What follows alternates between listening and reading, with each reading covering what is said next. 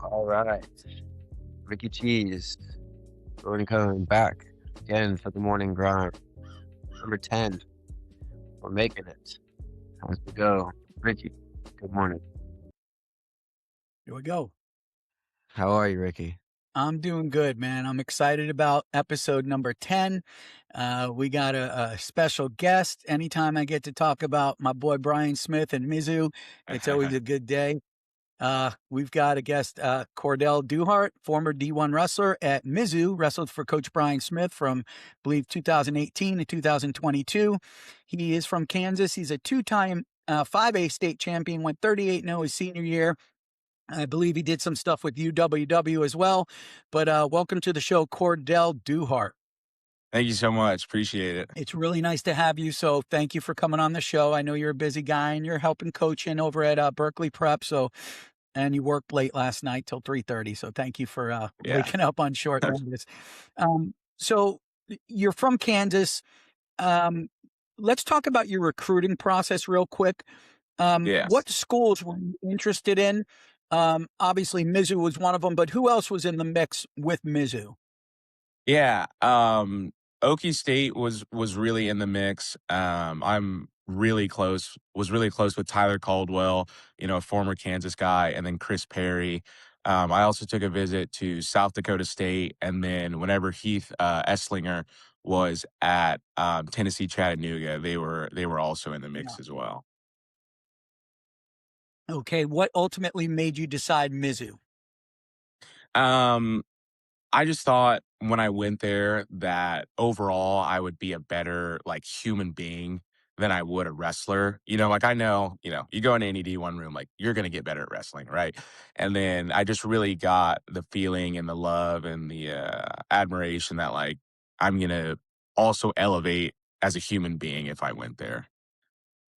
And that was Was really that the a whole bit. tiger style thing kind of grabbed a hold of you? The whole Yeah, lifestyle thing? yeah.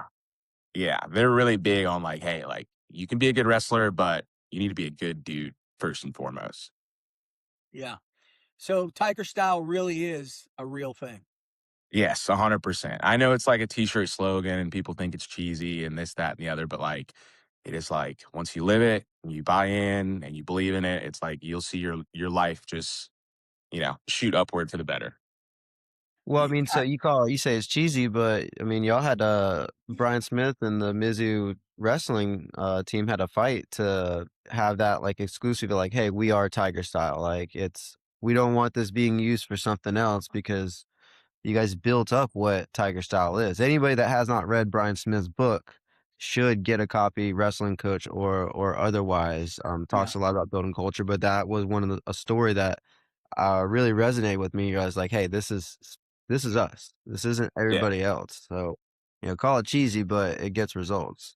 Yeah, Oh, for sure. 100%, 100% agree. Uh, Do you still take the stairs? Yeah. Yeah, I mean, I can't remember the last time I've used an elevator or an escalator, so that's kind of Yeah. ingrained in you. Tiger Style, baby. Yeah, tiger style. There's no elevators or escalators. We're taking the stairs. So as Exactly. someone who wrestled Division 1, what do college coaches really look for beyond the wins and losses in your experience? Yeah, in my experience, I think that, one of the best attributes they look for is being coachable. Like if you have success at the high school level, that doesn't automatically translate to being, a well rounded college wrestler. And so I think being coachable, first and foremost, is a big one, but being able to honestly survive.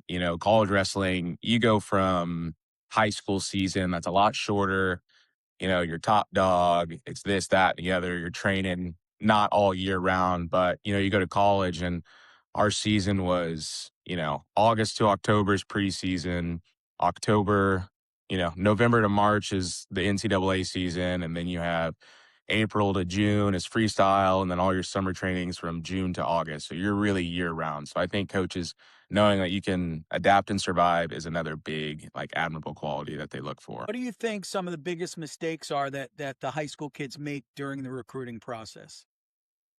Oh, that's a really good question. Some mistakes they make. I think sometimes there's like a little bit of ego involved with trying to get your name out there and saying, look at me. I think if you approach everything from like a humble perspective, saying like, hey, like, you know, this is what I've done. I'd love for you to check me out. Love what you're about, this, that, and the other. I think that has more benefit than just being like, oh, well, I won all this stuff. Like, why wouldn't I get an offer? Um, I was never focused on like, oh, well, I won this, this, this, and this. It was like, hey, like, I love wrestling. I work hard regardless of where I'm at. So I think that's going to speak way more than, hey, here's my wins and losses over the course of my career. So just a little bit of humility, just be a little humble. Yeah. Just a little humility goes a long way. I want to ask you about social media and recruiting because I talk about this all the time. Anytime I have a former D1 guy on, I always ask him, how important is it to keep your social media clean? Can that Oh, screw up a ride? yes, 100%. And we live in such a social media era now that it's like the digital footprint is real, right? If you put it online, it is out there somewhere, right? It might take a little bit to get to it, but at some point, someone's gonna see it, right? And no one ever gives like these kids in high school like official, like, hey, like here's how your social media needs to be looking if you're gonna try to go to the next level. Because funny story, we have like an award ceremony at Mizzou. It's called the Roars.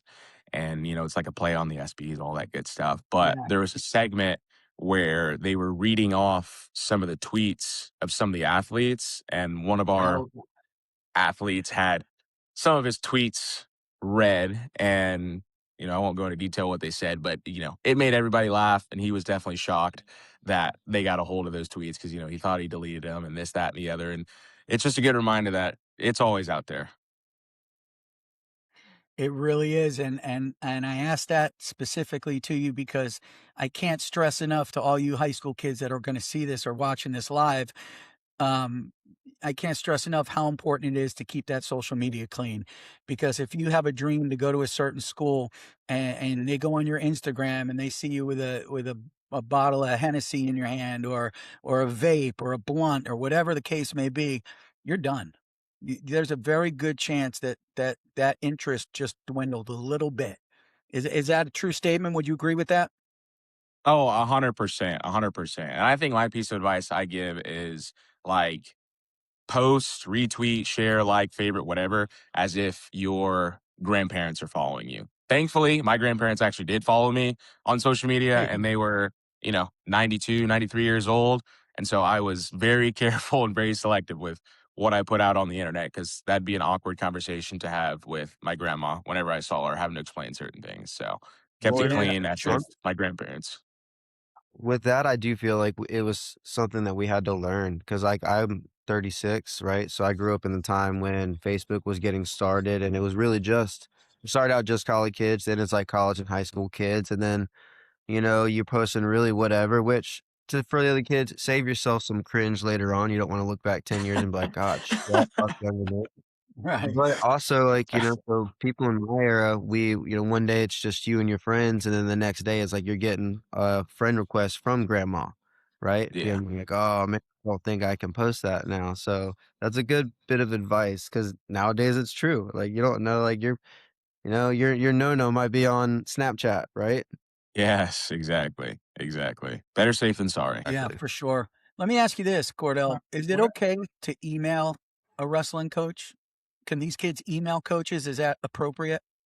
Yeah, I think so. I think if you really have the desire and passion to, wrestle for whoever coach you're emailing, I think that you should 100% reach out. You know what I'm saying? Like, closed mouths don't get fed. You won't know Right. if the answer's a no until you ask, right? But I do think that there needs to be a level of like professionalism and originality in what you're saying. Like, don't have AI generate an email for you or something crazy like that.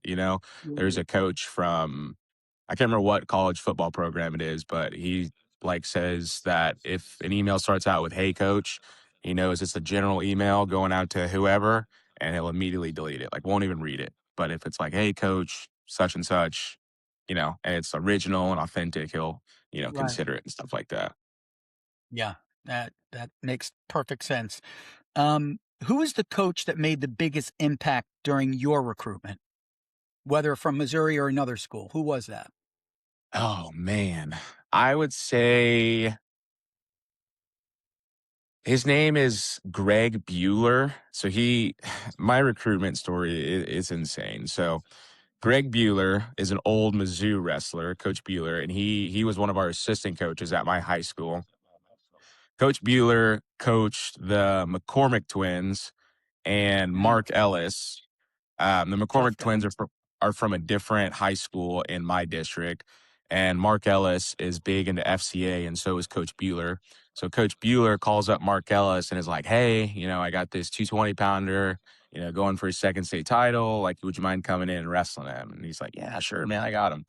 And I was like 18, thinking I'm grown, you know what I'm saying, and 205 pounds. And Mark Ellis comes in and is like 6'3", like 240.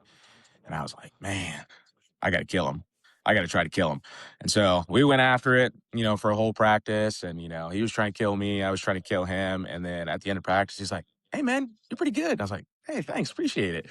And then he said he'll reach out to some coaches. And, he's a national champ for Missouri. And so his word held a little weight with Coach Bueller or with Coach Smith. And then Coach Smith called me a couple days later and was like, "Hey, like my national champion says I should check you out. I should probably check you out." And so that kind of got my foot in the door with him. And then, started wrestling Mark Ellis a little more and then Don Bradley as well, because he was in Liberty, Missouri, which is only like, 30 minutes away. So I got in touch with two Mizzou amazing heavyweights, and they really helped, kind of kickstart my career. But I'd say Coach Bueller definitely helped that recruiting process a lot. Now, were you recruited to come in and wrestle heavyweight or one of the lighter weights? I was supposed to come in as a 97 pounder. I was like 212 in my freshman summer. The dining hall had unlimited ice cream, and I started packing on some pounds a little bit. And then, the season rolled around, and like once a year I get really sick and I lose a ton of weight. And so I was only like 193, wrestling 197. And everybody's like, "Oh man, you're an 84 pounder. You're an 84 pounder." And I was like, "All right, well, I guess I'm an 84 pounder." So cut down to 84 after like wrestling 197 for a semester, and then eventually, stuck to that weight the rest of my college career. Okay. All right. Except for one Um, year, I went down to 74, and that was brutal. that is a brutal cut. Yeah. What was the hardest part of balancing wrestling and academics for you at college? Yeah. So, I'm a nerd. Not many people know. Like, I love school. I think school is the most fun thing you can do ever. I love learning, Yeah. and so for me, finding that all my classes were enjoyable was really a big thing that helped me kind of manage it. It wasn't something that was like mundane or that would drain me of all my energy. So it was tough at times. Like, you start getting your upper level courses when you're like a sophomore or junior, senior, and stuff like that, and it's really just about like you know, you have like academic counselors there that really help build your schedule. So I tried to build my schedule where I had a really heavy early morning, like all my classes, and then had like 2 to 3 hours before practice where I could just focus on homework and stuff like that. So for me, I was really fortunate that my schedule allowed me to balance academics and athletics. Okay. How much tougher, how much stronger and tougher are D1 practices than high school? Oh man, it's like night and day. It's like if you take your hardest high school practice you've ever wrestled, that's probably like a light day in a D1 room. Like Oh, I've had Matt McDonough put me through a high school practice when I was like a junior or senior. Man, I was on the verge of tears. And then, looking back on it after having, completed my college career, I was like, that wasn't hard. We were just drilling and we did some push-ups and cardio. Or, that's like a very chill day if you're in a D1 wrestling mm, room. So I think yeah. understanding that like you're gonna go through it some days. But expect it. Don't be scared of it, just expect it. Who was the toughest wrestler you faced in college? Toughest guy, bar none. Who was it? Oh gosh. Toughest guy. Could be on your Uh team. yeah, Toughest no, guy, yeah. period. I'd say on my team, probably Daniel Lewis.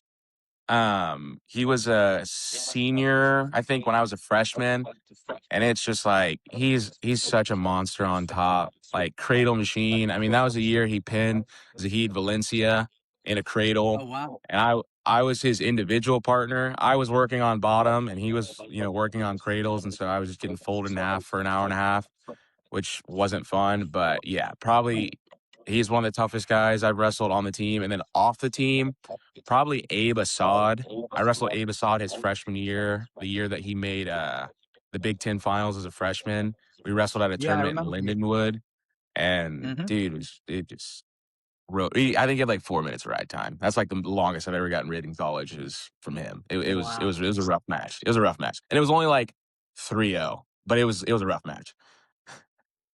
Wow. 4 minutes of Yeah, getting ridden, man. yeah. Alright, Smith is so not happy with that.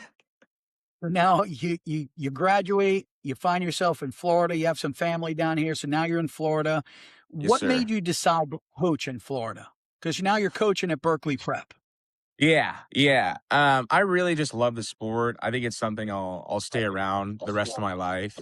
It's given me a lot of opportunities in life, and it's just helped me develop as a man. Physically, mentally, spiritually, in every way possible. And I think it's just given me so many benefits in life and transformed me for the better that I would love to give back.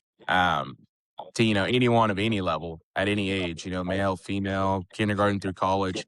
I'd love to help give them the benefits and all the positives that I've received because, it's like pay it forward. I would just love to pay it forward.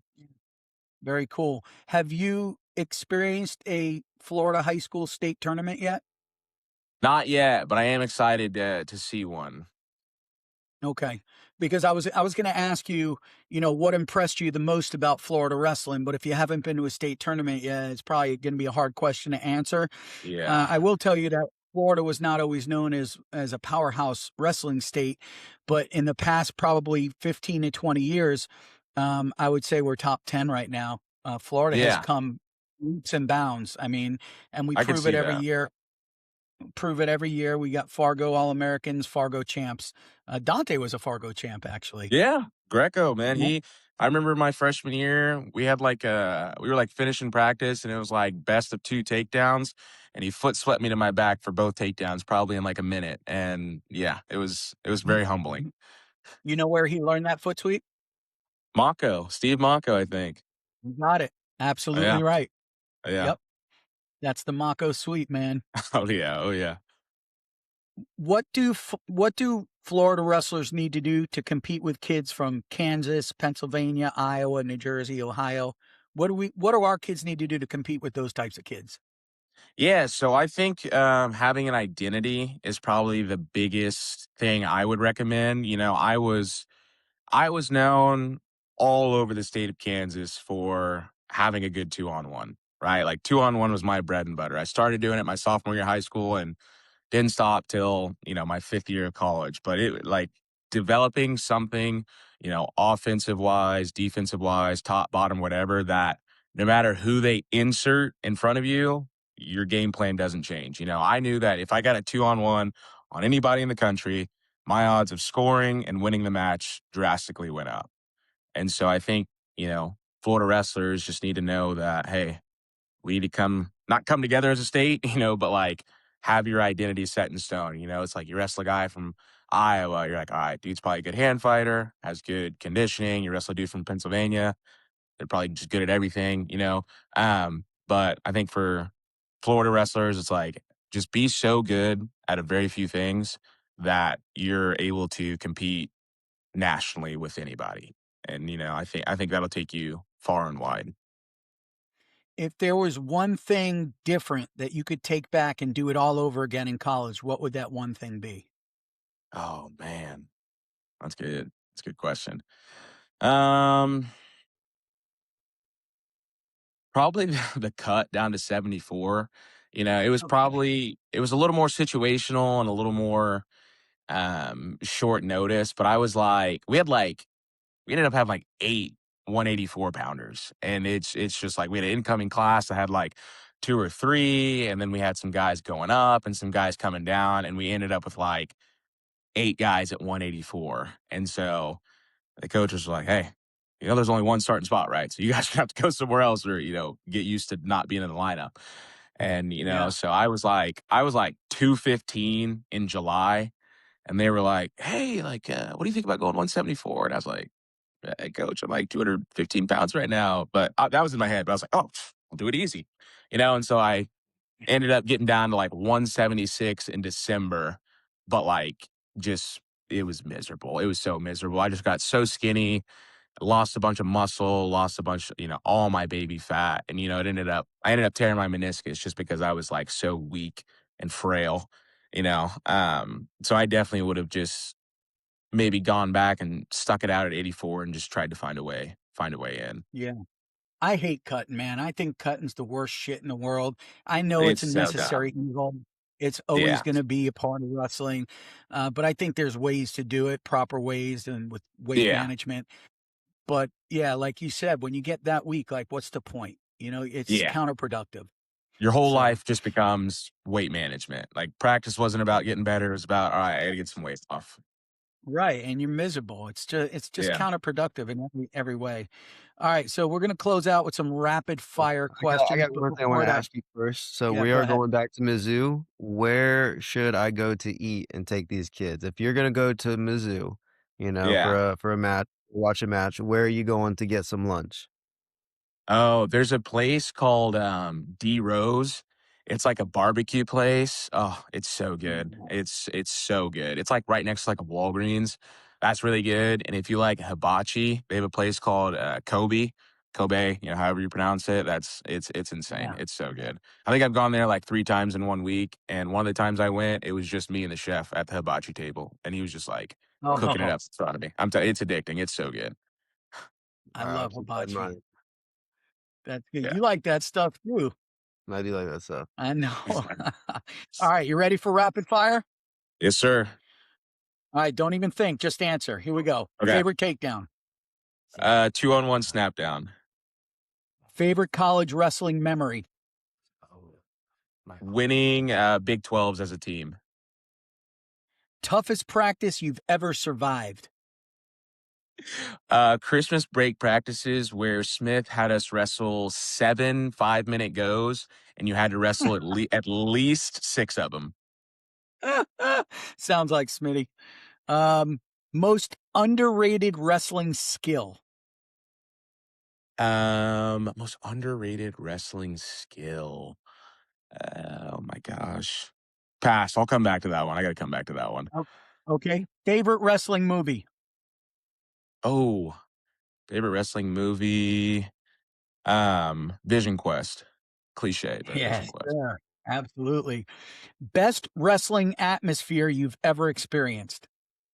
The you and I when they were in their old gymnasium, like before they got like their new big arena. It was very hostile. I loved it.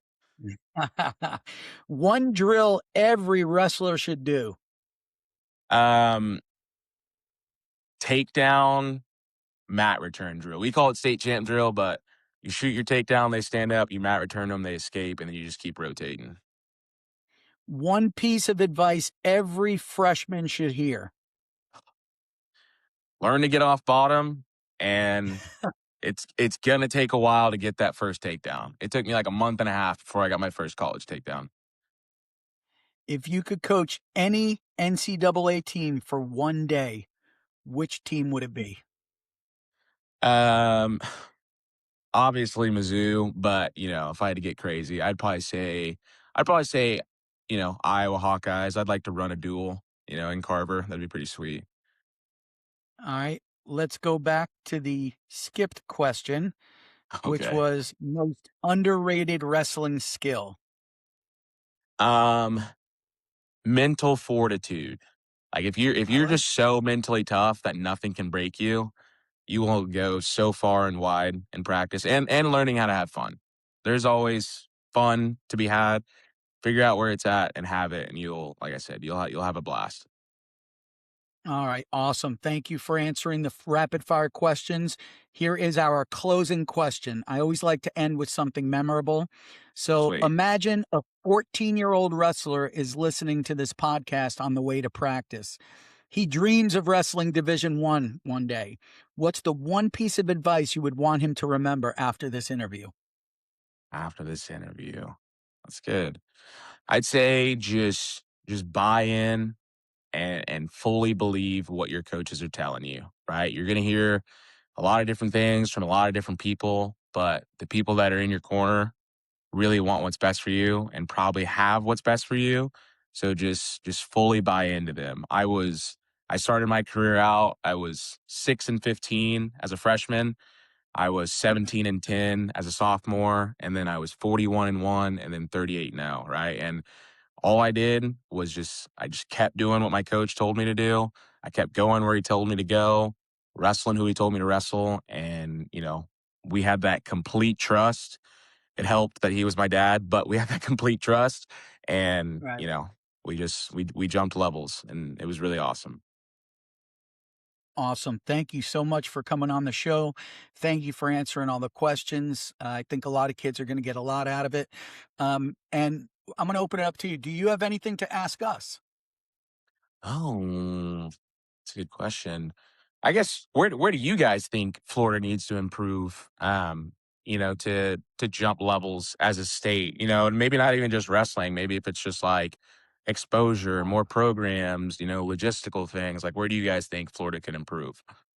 My off camera guest over here, Pat Lugo, says they need a collaboration. We need to work together better, which Yeah, is true. Florida's such a big state, and it's Yeah. like it encompasses so much that I think it can make collaboration harder. I think that's been North Florida's problem for the longest time. I'm a North Florida wrestler.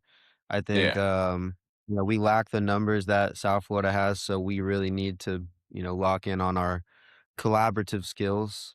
But yeah, that could be said for the entire state or really entire country, I'm sure. I think yeah, that, and we got to work on our depth. Like Pennsylvania has serious depth. We have the talent. We just don't have the depth.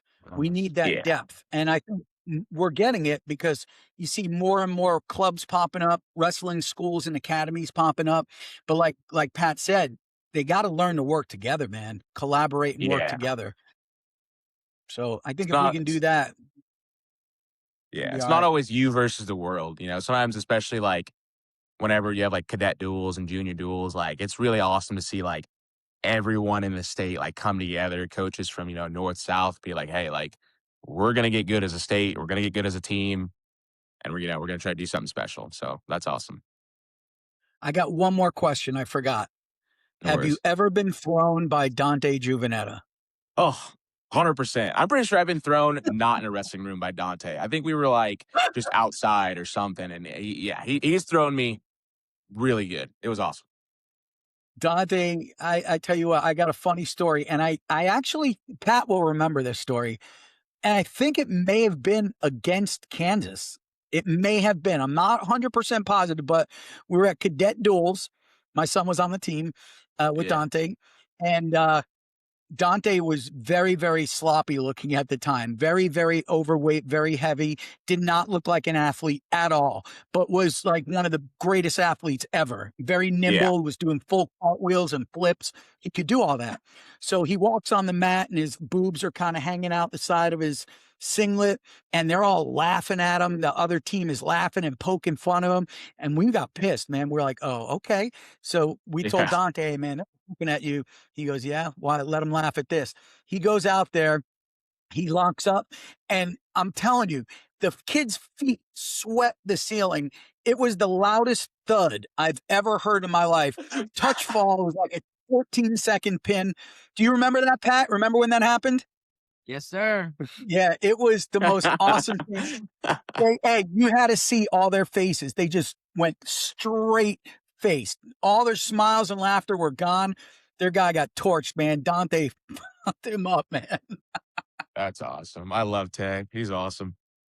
Yeah, he's the best.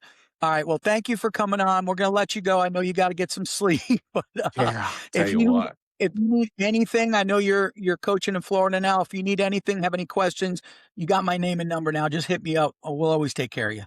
Awesome, for sure. Appreciate it. Thank you guys so much. See ya. Absolutely. Yeah, see Take you. care. Take care. Bye. All right. That was an outstanding guest. Yes, sir. Yeah. Number 10 in the books. Who we Okay. got coming on next week? Haven't decided yet, but I'll get somebody good. Yeah. Get me on there. I'm ready. Pat Lugo says he's ready to go. We'll get him live. Done. Yeah, we got him on Monday. Yeah. Monday, will we have anything Monday? I don't know. Monday should be Monday I can't. Tuesday. Tuesday. Should be there coaching.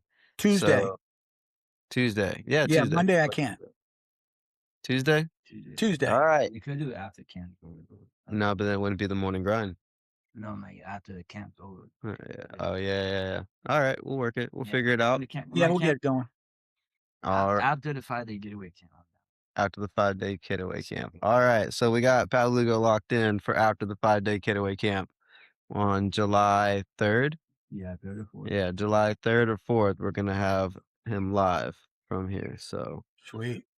yeah. Well, we appreciate y'all, hanging out with us again on another episode of the Morning Grind, grinding away with us as we get better and better at our, production. We appreciate you. We love you. Let us know who you want on the Morning Exactly. Grind next. Yeah, if you want somebody, just let us know. Ricky, keep talking after they tell. Can't hear you. The music's too loud. I'm trying to figure it out.